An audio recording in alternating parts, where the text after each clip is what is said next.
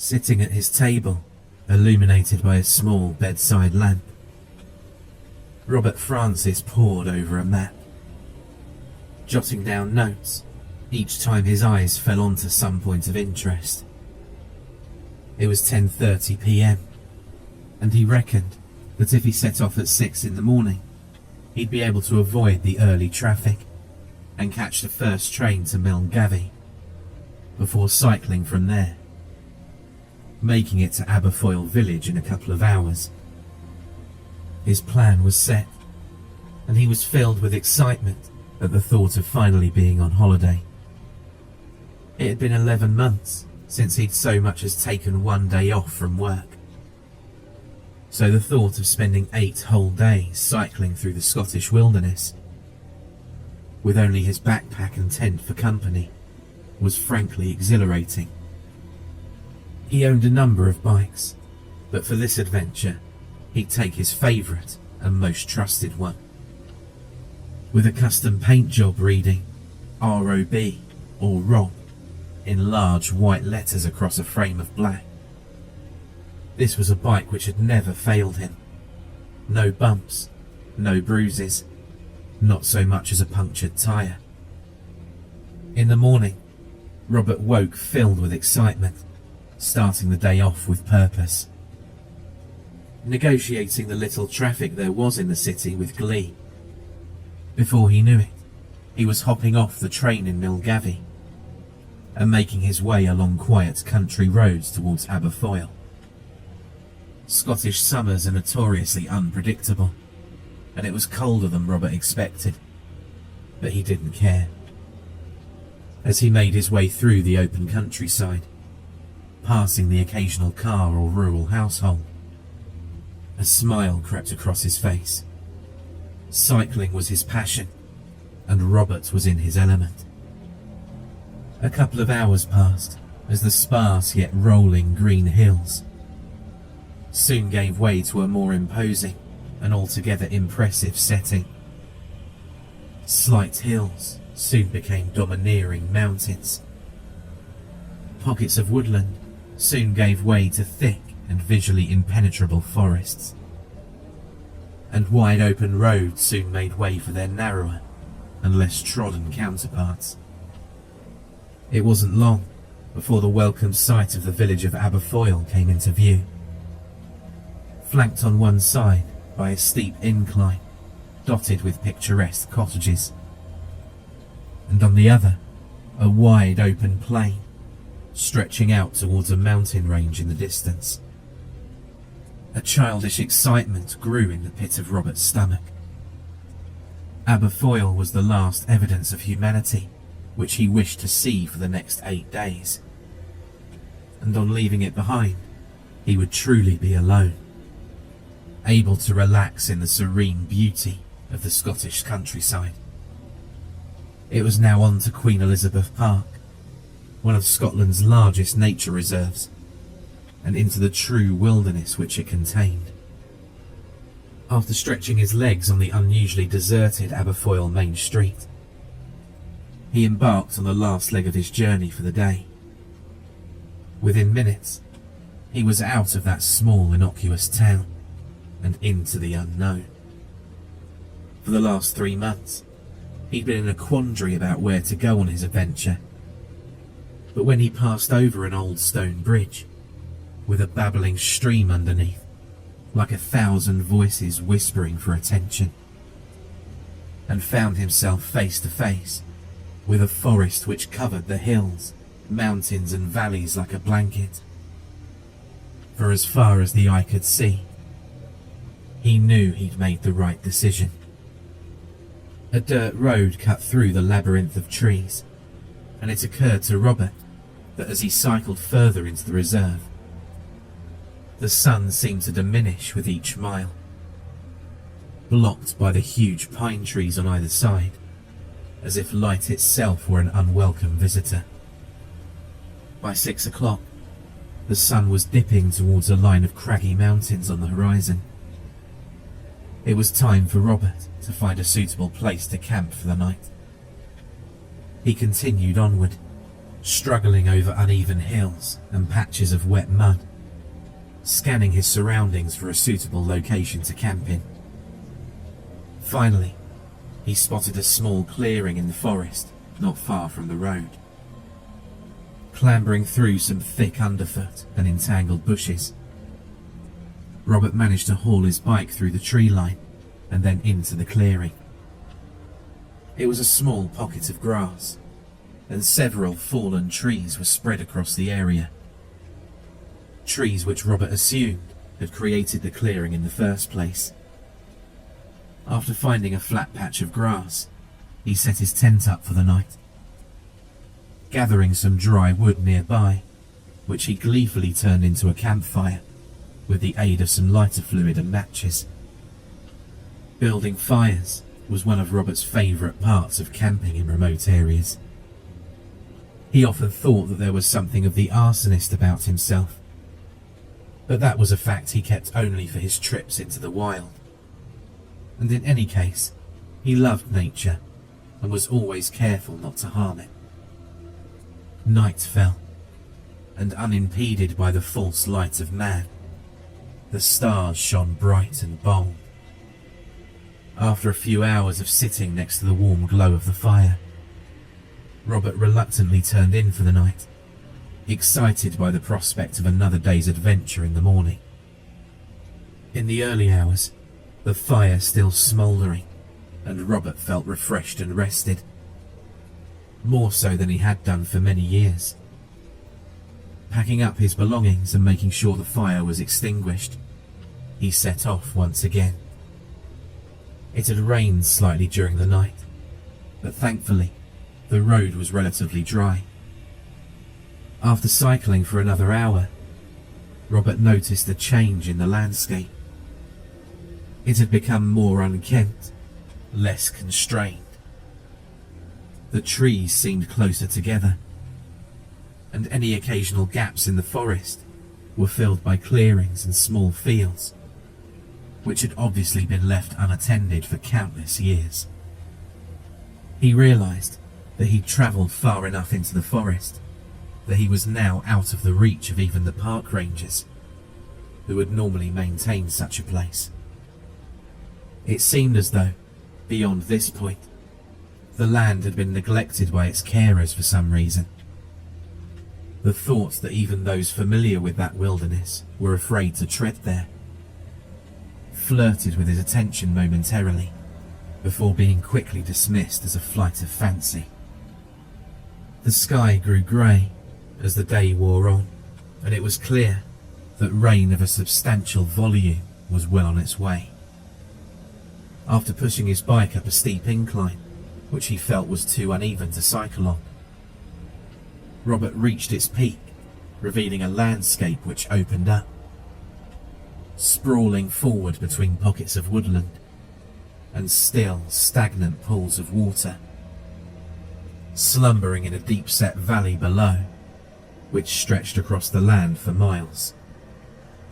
It was populated by sparse areas of long, vibrant grass, which in places gave way to the wandering boundary of the forest. With rain imminent, Robert decided that he'd set up camp early in a wide circle of grass that he could see at the foot of the hill. Not half an hour later, he was there. The tent was up, and all that was left was to gather some firewood.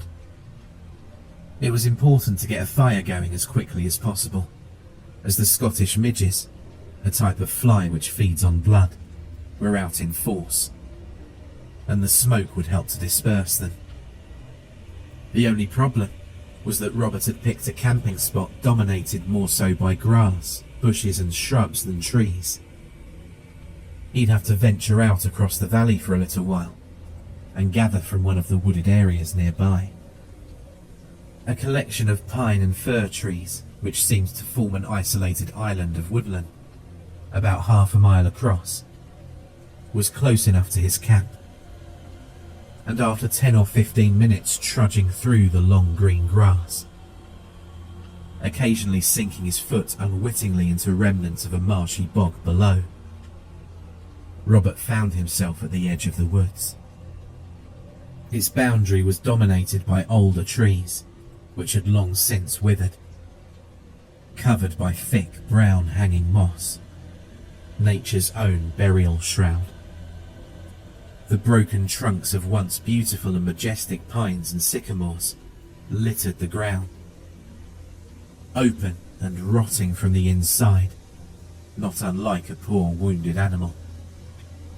It occurred to Robert that these woods seemed somehow out of place. The trees didn't belong to the landscape as the others did. The long grass which characterized the entire area seemed to thin out and change from a healthy natural green color to a morbid yellow-brown. As this thought ruminated, accompanied by an increasing sense of explainable dread, Robert realized that he was looking at a large dead ring of grass which followed the tree line perfectly, encircling that pocket of woodland as if marking the limits of a tomb. On their own, in a forgotten part of the world, many would have been cautious of such a sight. But Robert quickly shook off his initial sense of vigilance, finding the area to be an intriguing natural occurrence, and with a bold stride, stepped over the woodland threshold into the dim light within. On the forest floor, he could see many relics of past trees lying on the ground, but the wood was soaked through, as if it had lain for countless years at the bottom of a river. And Robert rationalized that dead wood further into the area would be drier, as the canopy above grew increasingly thicker with each step, sheltering the below from the rain. Scanning the floor, Robert looked up and suddenly realized that he'd wandered quite far into the woodland interior. Indeed, while it was daylight outside, the woodland trees were now blotting the sun from the sky, and if he hadn't known better, he would have sworn it was dusk. At last, he found a collection of broken branches and logs which were dry. Robert knew this was as far as he should go, as it was becoming increasingly difficult to navigate through the trees, which seemed to be growing closer together, their branches often interlinked and touching, as if trying to keep those inside from escaping. What a silly thought, Robert smirked to himself. It had started to rain, and although he could hear the drops of water pelting off of the leaves above, his surroundings were perfectly dry. It made sense to make his way back and get a fire started as soon as possible, because once everything was wet, it would prove increasingly difficult to do so. He quickly gathered the last of the wood up into his arms, but just as he turned to leave and follow his own tracks on the pine-covered floor out of those unnerving woods, something caught his eye. Several feet away, obscured by a ring of trees particularly close to one another, appeared to be a strange arrangement of stones on the ground. Robert being Robert, he just had to investigate. After clawing his way through a net of branches, he found himself staring at what looked suspiciously like a grave. Hundreds of uneven grey stones the size of a fist, and some substantially bigger, had been piled on top of one another about 3 feet wide, 7 feet long, and a couple of feet off of the ground. It looked as though a mourner had marked the resting place of a body. A shudder crept up Robert's spine as he momentarily experienced a feeling of being watched. He soon abandoned this frightened state when he noticed that lying around the stones was a collection of randomly scattered belongings. Several empty beer cans lay strewn on the floor. A jumper covered in rotting leaves sat on the ground, while a sleeping bag, scraps of newspaper, and even some old food cans betrayed the grave for what it really was: someone's campsite. Robert breathed a sigh of relief and surmised from his surroundings that a few students had probably come here in the summer, got caught in the rain, moving into the woods to remain dry. The stones were probably just placed there out of boredom, or even as a prank to creep out any passerby in the future. University summers really were great, Robert thought, casting a fleeting eye back to memories of summer trips with his friends. One thing about the stone configuration, however, intrigued him. Sticking out between two plain grey rocks on the side of the pile was a stone which appeared to be markedly different from the others. Triangular in shape, it was wider than a human hand, smooth in places, and not dissimilar to black marble, tapering off to a dull point at one end. Before he really considered it with any degree of scrutiny, Robert dropped the firewood, bent over, and tugged at the stone. It felt polished and cold in his hands, but it seemed not to wish to leave its home, wedged as it was so tightly among the other rocks. Growing slightly exasperated, Robert wrapped both of his hands around the stone, and finally, with an exerted judder backwards, it was free. Staring at it intently, it looked suspiciously like an ancient axe head. Whether it was or not, Robert was not qualified to answer, but it certainly looked like a man-made object, and he could see chisel marks along its side. Perhaps the previous campers found it nearby, and then used the rock in their construction without knowing of its significance. Robert was excited by the prospect, and knew instantly that on his return home, he'd ask a friend of his, who'd studied archaeology at university, whether it was what he suspected.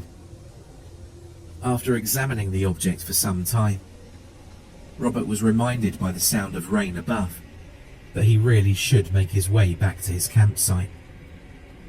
Pocketing the stone, he bent over to pick up the firewood, but as he did so, he heard a noise. It appeared as though one of the stones on the pile had slid off and landed on the ground. A creeping sense of unease slowly started to exert itself upon Robert's nerves. He quickly picked up the firewood, leaving the rest of the stones unmoved, and began to make his way back.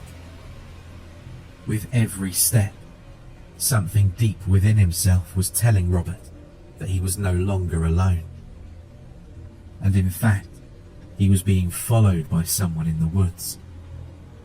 But with every glance backwards, he could see nothing. A few times he even fancied that he heard the sound of twigs and pines cracking underfoot. But again, no one was there. Breathing a sigh of relief, the tree line came back into view, and Robert was filled with delight, knowing that in a few moments he'd be back out in the open. But just before he reached the periphery of the woods, he heard a crack again. This time, it was definite. It was louder than before, more pronounced, and accompanied by the hairs on the back of his neck rising in unison. He was convinced that someone was standing just a few feet behind him, staring. Caught between the fear of knowing and the fear of not knowing, Robert finally turned around slowly. Yes, there it was. He saw it.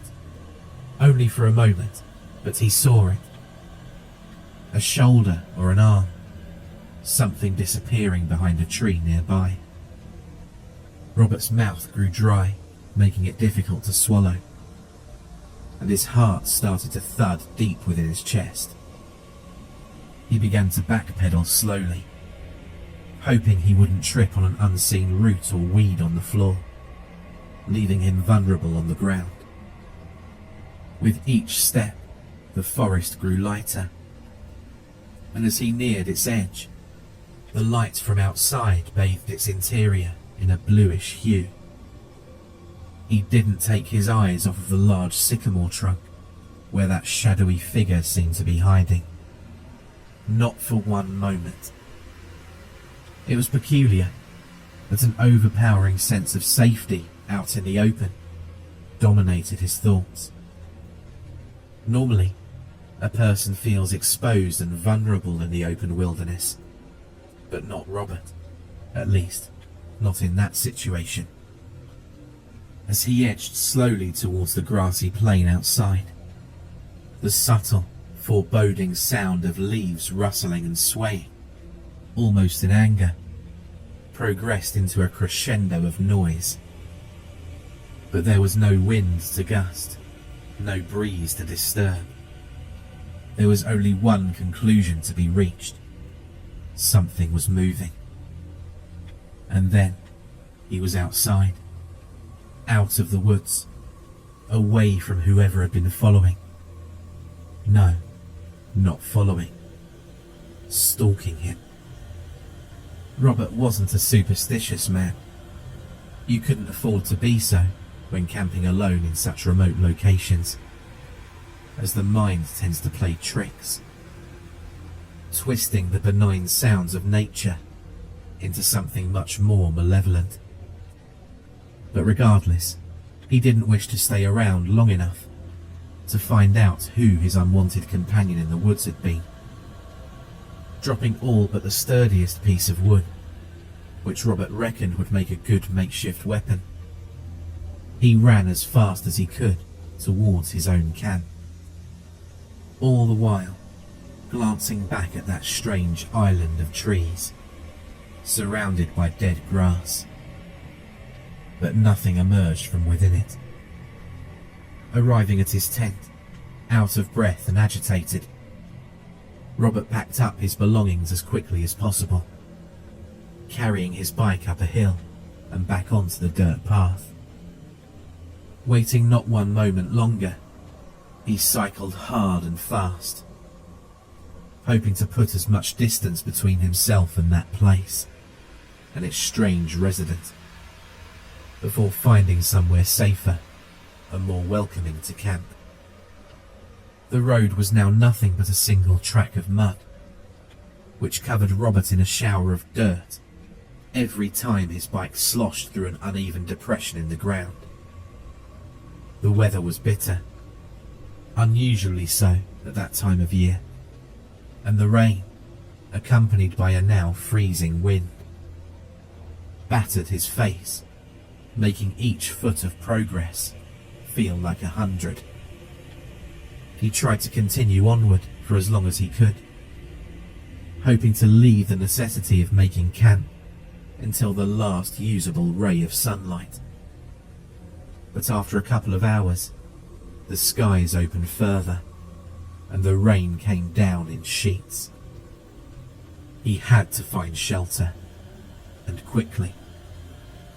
He concluded that he'd put at least 15 or so miles of winding, difficult track between himself and that bizarre coven of trees. Regardless of whether it felt enough or not, it was simply impossible to continue due to the elements. On the left-hand side of the path, there was a rather steep drop, which led down into a large field, but it wouldn't provide the shelter Robert knew he required. To his right was a humble gradient of grass, which rose up into another wood. Following his strange experience from earlier, some hesitancy did present itself to him, but he again dismissed this as preposterous, and after pulling his bike up through the grass, he entered the forest. The torrential rain filtered through the tree canopy, and it took a while before Robert could locate a suitable spot to camp. Finding a large bush under several tightly knitted fir trees, he pitched his tent there, as the area remained relatively protected from the horrible weather outside in the open. Using some dried roots, grass and twigs from the forest floor, he was able to start a small campfire, which allowed him to cook some food while raising his spirits. Night began to close in, and as the wind and rain diminished, the sound of sausages sizzling in a frying pan on the fire provided the first sense of well-being and comfort that he'd experienced since the morning. Thinking over his experience in those woods, he began to rationalize the events. He'd found various belongings in there: a sleeping bag, clothes, food and beer cans. It was obvious now that he'd just disturbed a fellow camper. Someone who no doubt became frightened seeing another human being wandering about their campsite in the middle of nowhere. That must have been it. The man. And he was quite sure that it was a man from the little he'd seen of him. Probably hid behind that tree because he was simply scared or unnerved. Robert relaxed into a sigh of relief. But just as he did so, he slipped his hand into his jacket pocket. Touching its cold black surface, he'd completely forgotten about the unusual stone he'd picked up from that collection of oddly arranged rocks. Removing it from his jacket pocket and observing it in the low red light of the campfire, Robert was certain it had been shaped by human hands. It felt old, ancient even. But he'd wait to contact his archaeologist friend before getting his hopes up too much. He'd have to admit, though, that the idea of finding a relic from the past was something which thrilled him deeply. Since he was a child, he'd always been obsessed with hidden or undiscovered history, which perhaps explained his fascination with exploring the Scottish countryside. A land steeped in stories and myths of strange and forgotten peoples. Above all else, he hoped it was of Pictish origin. That mysterious indigenous people who vanished without a trace over 1,000 years ago. Something which historians still ponder and puzzle over. Of course, in all probability, it was a modern replica. But the romantic side of Robert's personality hoped it was so much more, and he enjoyed entertaining that hope. As he stared at the relic, something unusual began to filter into his awareness. Something different. Above the crackling sound of the fire, the now subtle wind, and the occasional rustle of a woodland animal nearby, came a noise. It was distant. How far, he couldn't tell. But it echoed out through the ridges and valleys nearby, scattering through the trees in the dark. It repeated again and again, with only a moment's pause between utterances. And it was an utterance of some description. An animal, perhaps. He couldn't identify it, despite his impressive knowledge of the local wildlife. The sound possessed strange characteristics of a creature unknown to him. In some ways, it was reminiscent of a bird of prey. In parts, high-pitched and shrieking. But under this lay a painful, wretched noise, more akin to that of a fox crying in the night, looking for its young. That was it, exactly. It sounded like it was looking for something. For the next 3 hours, Robert lay awake, listening to the screeching noise ebb and flow, as whatever was producing it moved closer, then farther away. As he eventually drifted towards sleep, the thought occurred to him that the movement of the sound was not unlike that of a search party, yelling and shouting, looking for someone lost in the wilderness, following a distinct search pattern. In the cold light of day, the noise was gone. And while Robert had accepted that what had scared him yesterday was simply a timid camper cautious of a stranger nearby. He still couldn't shake a feeling of impending dread, deep in the pit of his stomach. The day passed quickly, and while Robert made some good progress, he didn't do so with the delight he'd previously shown. Something toxic lay in his mind, just outside of his awareness. Something that suffocated his spirits. That night again, he camped in a clearing, and yet again, that same horrible shriek screamed out across the wilderness, looking for something lost, something precious. Shrieked with one subtle difference from the night before. It was closer. Sleep didn't come easy once more, and he fancied that during the night he'd heard footsteps nearby. But he attributed those to the simple nocturnal wanderings of a lonely deer or stag. While the following day remained overcast and grey, the wind and rain were gone.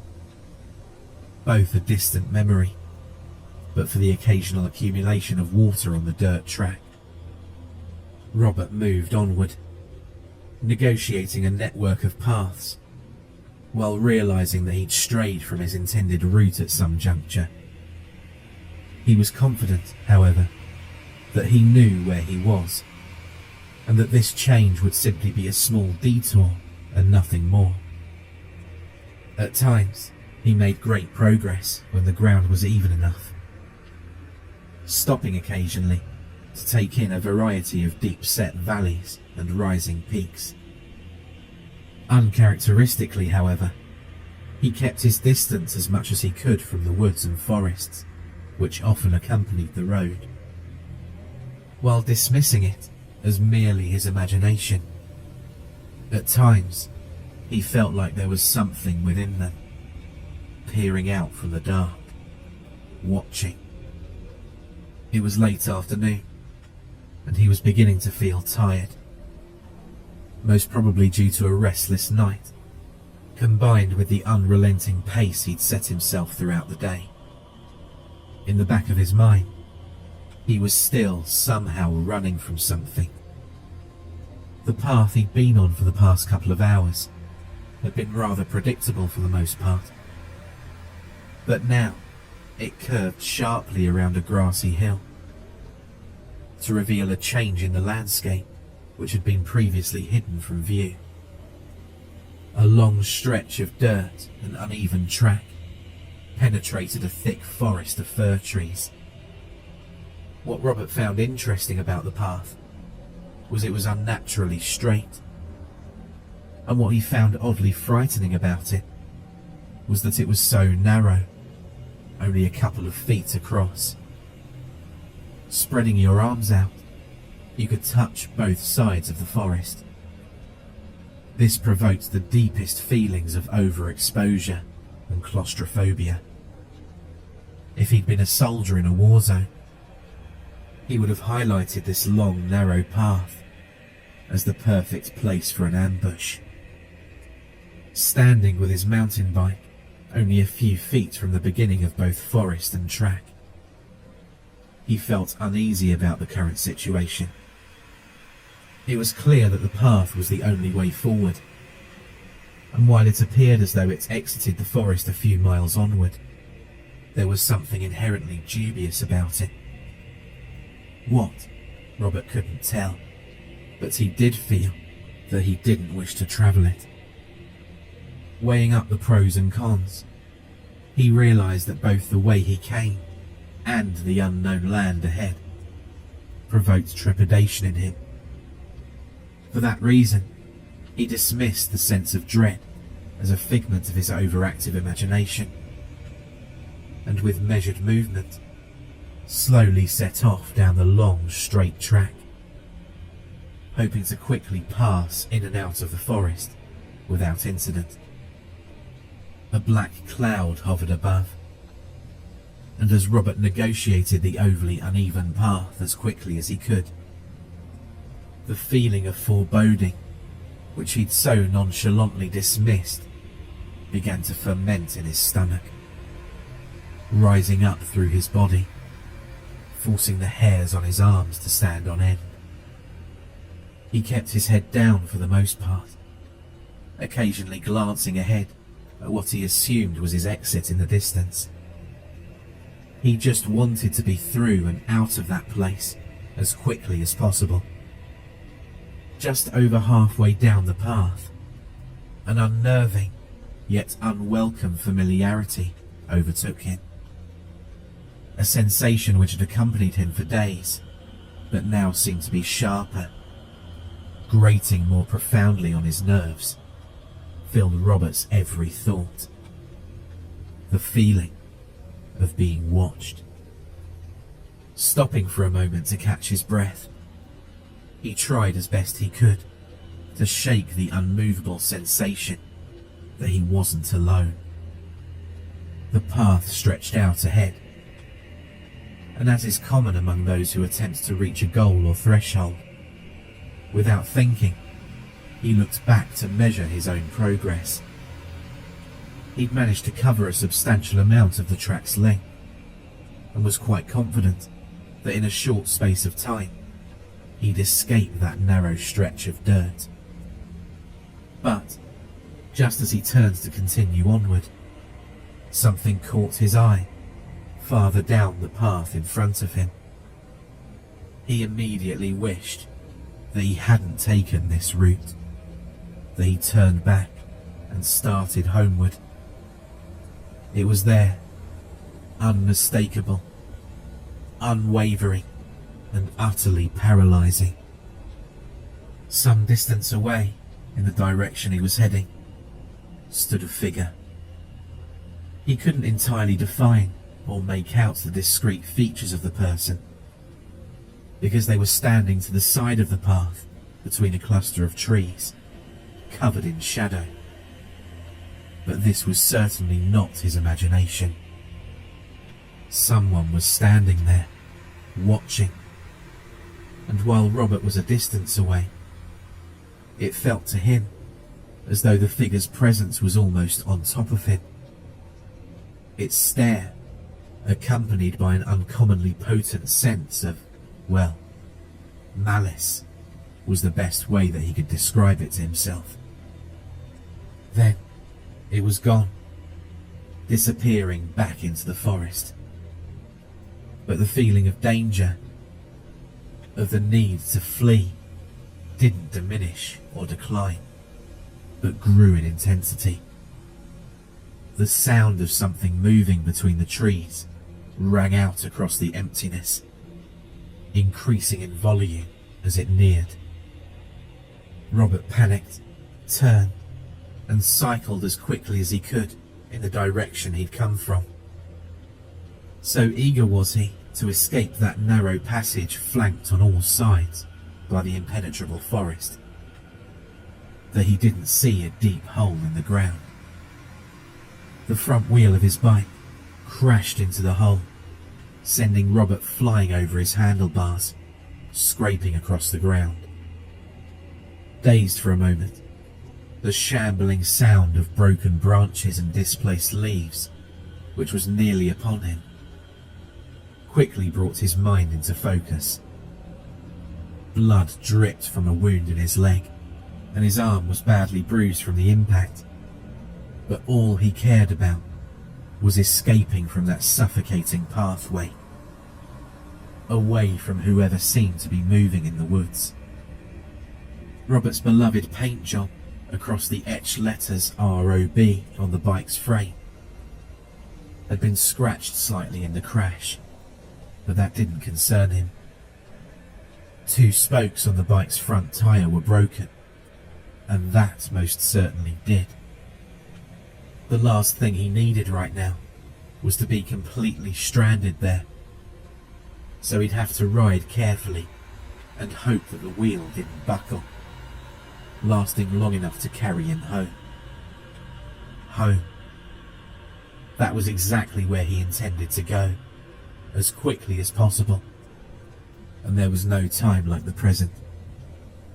The moving sound in the trees continued, and as Robert carefully, yet at pace, negotiated the broken ground, he hoped above all else that his trusted mountain bike would get him out of there.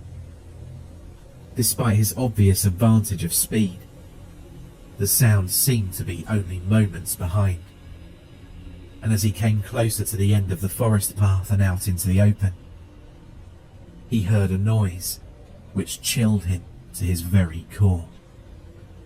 From within the forest spewed that same shrieking, tortured cry from the nights before, echoing out, piercing Robert's ears and scratching through his nerves like a shredder. Was it that figure who'd been wandering near Robert's camp at night? Surely no human could make such a sound. Panicking, he increased his speed as the front tire of his bike wobbled and creaked under the pressure and strain. Finally, he was out of that narrow place, but he didn't stop, cycling for hours without once looking back. Only when sure that his pursuer couldn't have followed him did he stop to rest. Night was once again drawing in, and now every sound, every smell, every part of what had always made the countryside fascinatingly inviting to him took on a new, ominous and menacing form. He decided that tonight he wouldn't set up camp. No fire, no tent. He was sure that the person following him had been able to do so because of the noise and light which it made from night to night. It wouldn't be pleasant. It would be cold, wet and uncomfortable, but he wanted to make sure he couldn't be tracked. He knew, of course, that his tire tracks could easily betray his location if his pursuer was smart enough to follow them. The bike marks were obvious. For this reason, he backtracked slightly in an attempt to confuse anyone following, should the need arise. The worst thing he could do would be to sleep next to where his tracks ended. Finding a large bush with space underneath to sleep, he hid himself on his bike for the night, with one question on his mind. If this stalker was able to keep up with his progress each day, he must have been using a bike or vehicle of some sort. But where were the tire tracks? Sleep didn't come at all that night, but around 3 a.m, that wailing, inhuman noise did, moving around the area, searching. By now, Robert was beginning to suffer from lack of sleep and rest, but in spite of this, at the first sign of daylight, he quickly uncovered his bike from its hiding place and started on his way once again. Not one foul noise was heard that day, nor any evidence that his stalker was anywhere nearby. Rationality began to overtake his fear as night once again settled in. He covered much ground throughout the day, and he'd managed to take care as best he could of his bike's front wheel, which, bar the occasional creak and groan, was performing admirably. He concluded, after much soul-searching, that he'd allowed himself to get carried away by the isolation of his surroundings, and the admittedly unnerving person that he'd seen in the forest over the past few days. But surely it was preposterous to believe that he was really being followed. Perhaps the person he'd seen wasn't the same from that strange island of trees. It would make more sense that it was in fact just another camper. Maybe there were a few of them, and that explained the noises. And as for the unfamiliar animal screeching at night, it must just be a species of bird in the area which he'd never heard before. That night, he'd set up a campfire. He would cook his food, eat well, and enjoy the solitary countryside as he'd intended to. for such a long time since planning his holiday.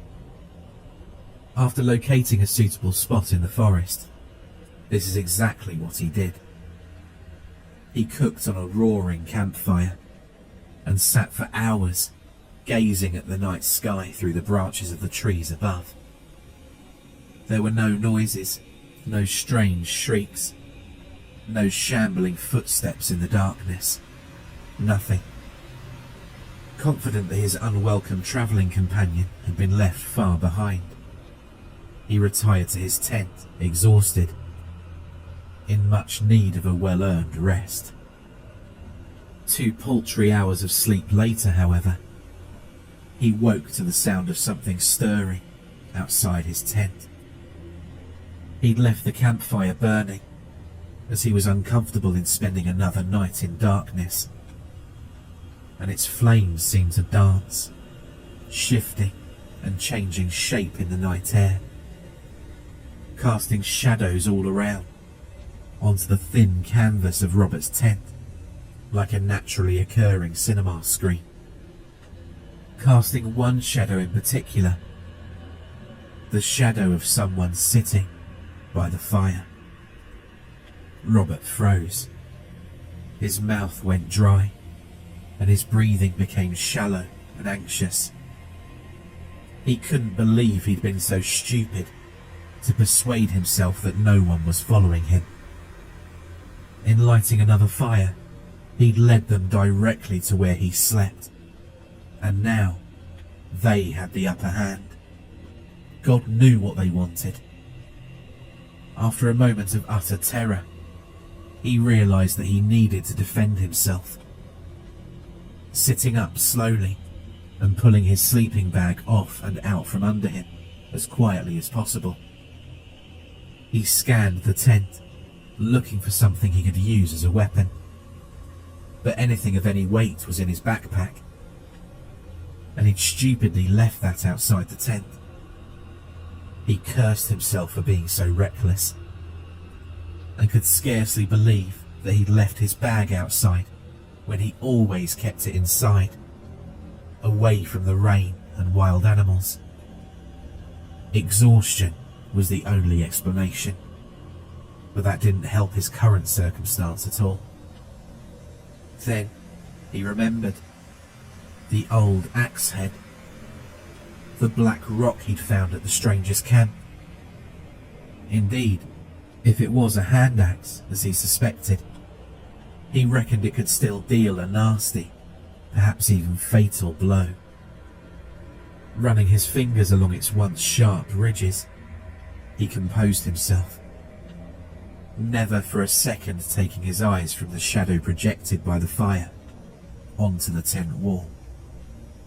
The door to the tent was luckily unzipped, but the 2 flaps from the outer fly sheet were draped over the entrance, obscuring his view.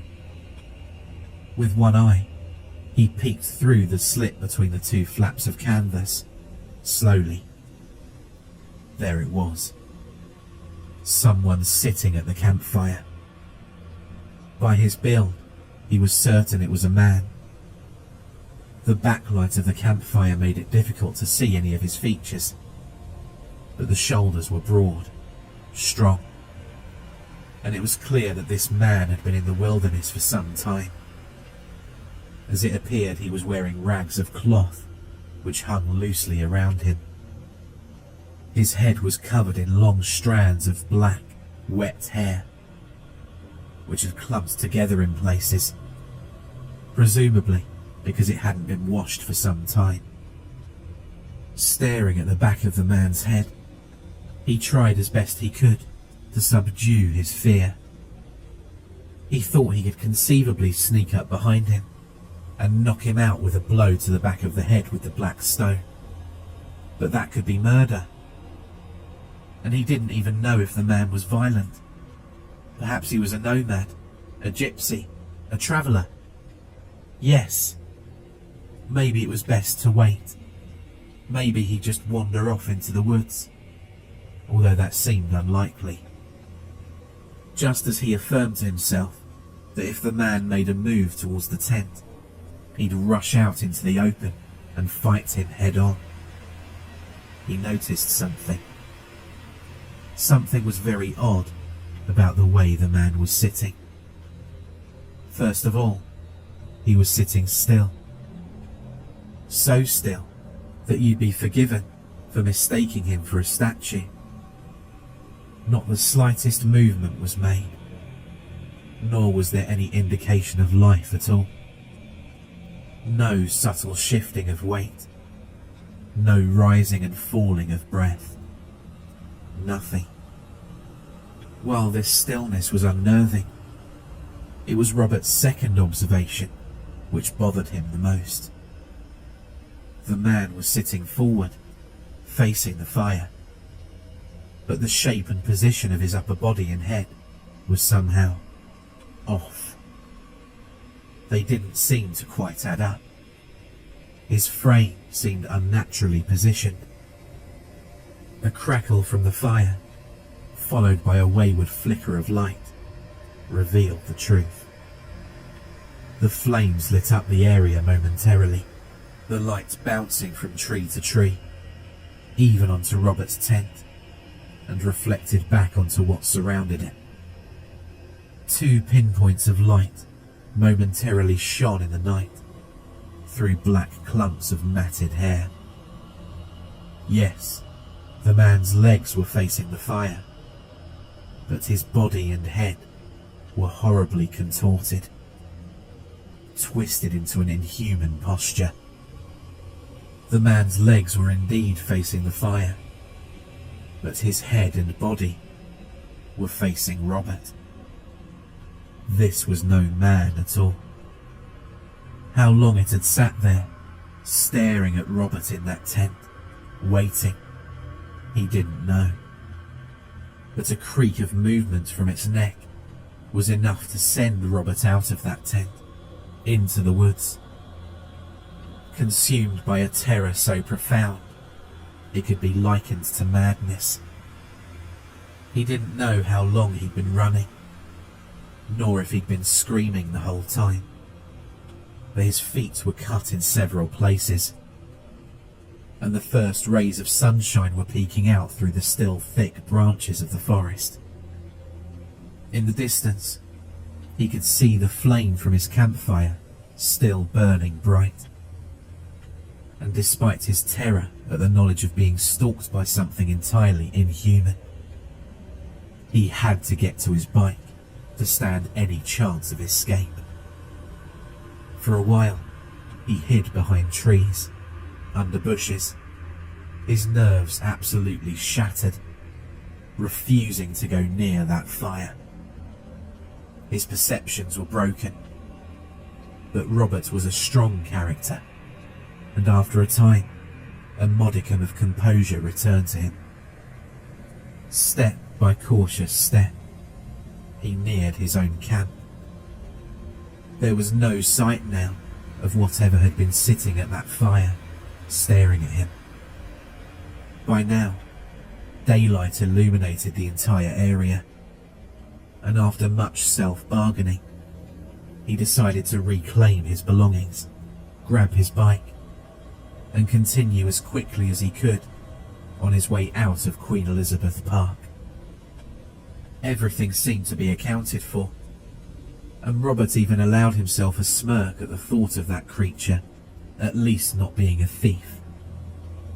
That smile soon vanished at the sight of his bike. Unharmed, yes, but strands of some black, putrid liquid covered the seat and front wheel. This wasn't the time to be concerned with sludge on his bike. It was still working, and that was all that mattered. Had it been a week earlier, he would have been angry about the slightest scratch to his beloved mountain bike. But now, he just cared about it getting him home, or at least back to Aberfoyle village, to civilization. After cleaning the liquid off and packing up his tent, he once more continued onward as fast as he could. He reckoned, with a hard push, that he could be out of that horrid place in a day and a half, as long as he took minimal rests and cycled for the duration of available light. As the day progressed, so did Robert's unease. He felt oppressed on all sides, as if he was running from something terrible, yet nearing an undefined danger. A horrible realization bubbled up from his subconscious. What if that thing followed him all the way home? As this thought swirled around in his mind, he passed over the crest of a hill and down again, suddenly realizing what was wrong and why he was feeling so much unease about what lay ahead. A gulf in the land opened up before him. Pockets of stagnant water lay strewn between stretches of marshland and long grass. And in the centre, there it lay, that horrible island of wretchedness. It was the woods where Robert had first seen his pursuer. And then, in a flash, it all made perfect sense. Call it superstition, call it blind stupidity, whatever you call it, he knew he didn't wish to see that twisted man again. As a child, he'd been told ghost stories of people disturbing graves, and the ghosts of the dead rising up to haunt the living. But he never took much stock in such things. Not until now. What he did know, that he'd inadvertently triggered the whole terrifying ordeal.